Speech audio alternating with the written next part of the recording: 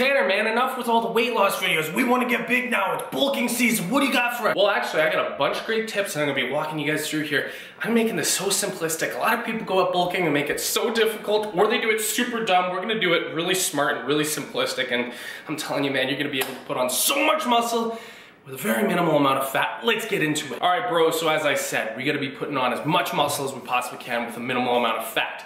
The reason we want to do this is because when March and April comes by and we gotta get cut and get ready for the beach, you don't want to be having to take off 10 to 20 pounds of body fat by doing extremely severe dieting and all different types of cardio. Thank yourself later and make this easy for yourself. I got you. So basically how I do this, super simple. I do this in cycles of bulking. It's not very strict, but this is just roughly the estimates. So for about 3 to 6 weeks, I will be eating a little bit more calories throughout the week, and I will also be eating a little bit more protein. Not a lot, because I don't want to put on fat, but I do want to put on muscle.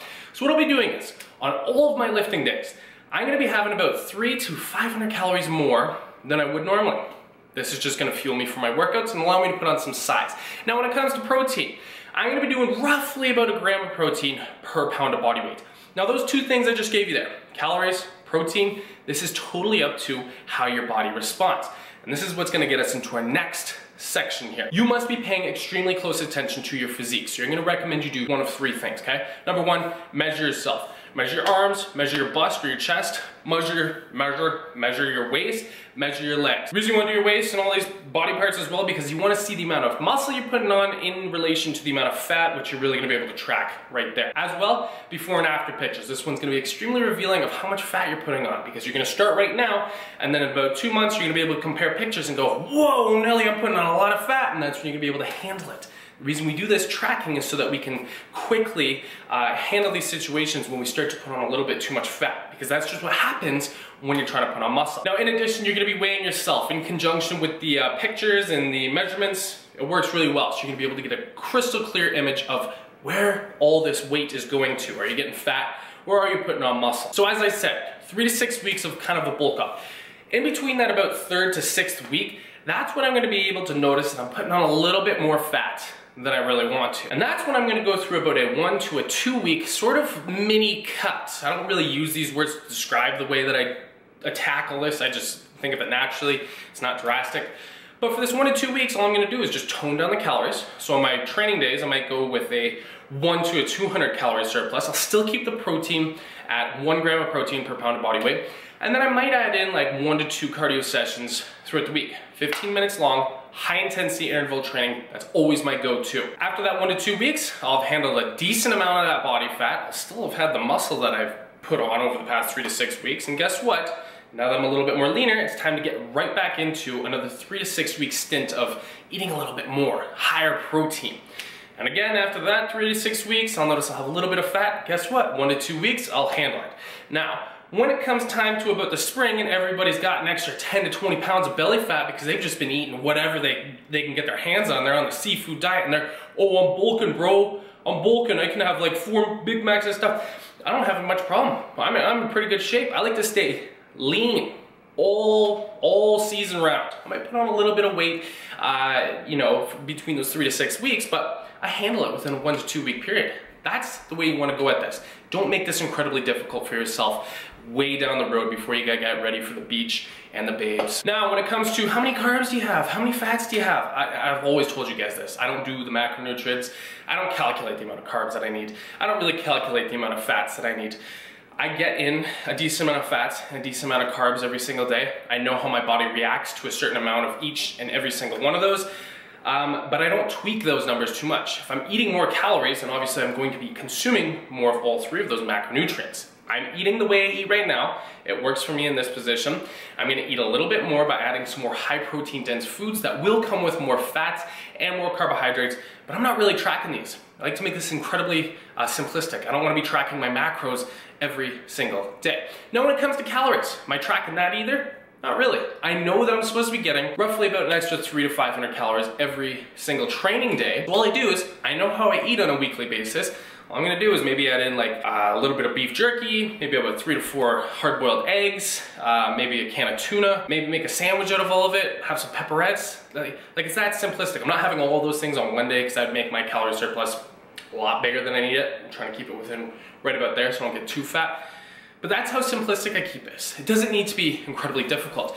Now, if you're not like me and you don't know exactly how many calories your body needs on a weekly or a daily basis, and you don't know what the results are gonna be, then what I recommend you do is, because it's still early in the season, I'm putting this out in September, like early September, then go ahead and track the way you eat for a full 7 days. Get a good image of what you're eating right now, and then follow that, and then just add in on your training days, which are probably gonna only be like 3 to 4 times during the week, just add in a couple of high protein snacks. Make it simple. The harder you make this, the more complex you make this, the more you calculate your macros and calculate your calories and track everything, and you have to spend an extra 3 to 4 hours a week. I know I'm over exaggerating here, but I'm just trying to get my point across.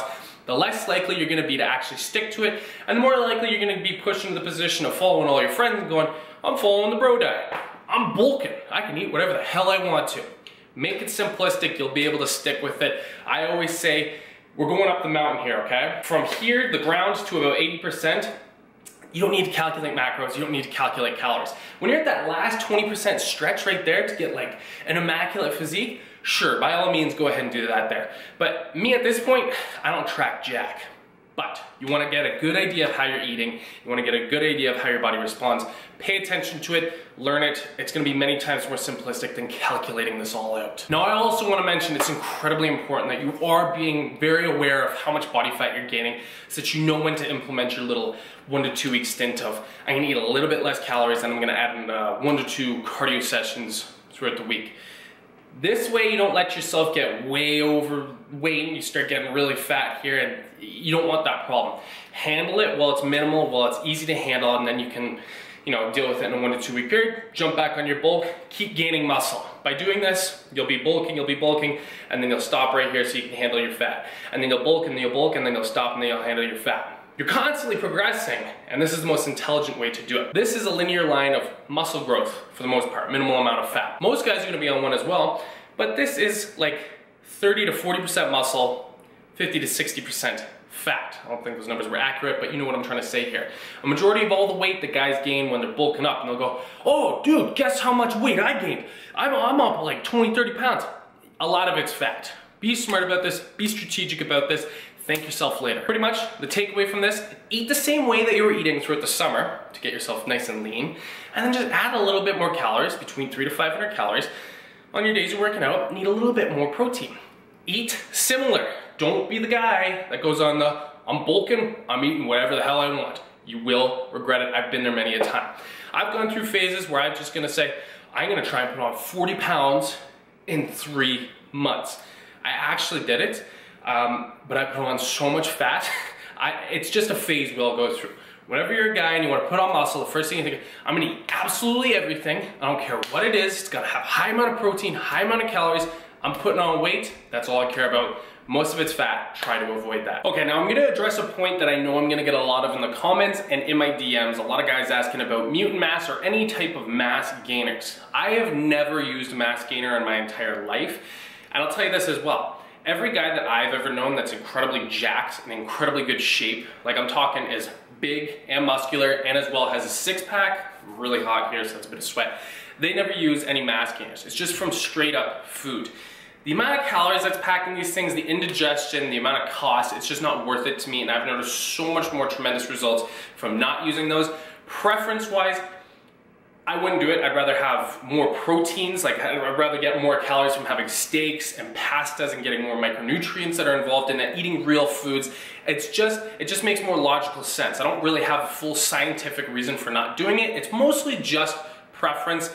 So if you want to go ahead with the mutant mass, that's fine, but every guy that I've ever known that has taken mutant mass or any type of mass gainer and has done it for a little while, they're never actually jacked. It's typically the skinny guys and they stay skinny forever. The guys that are jacked, they don't use it.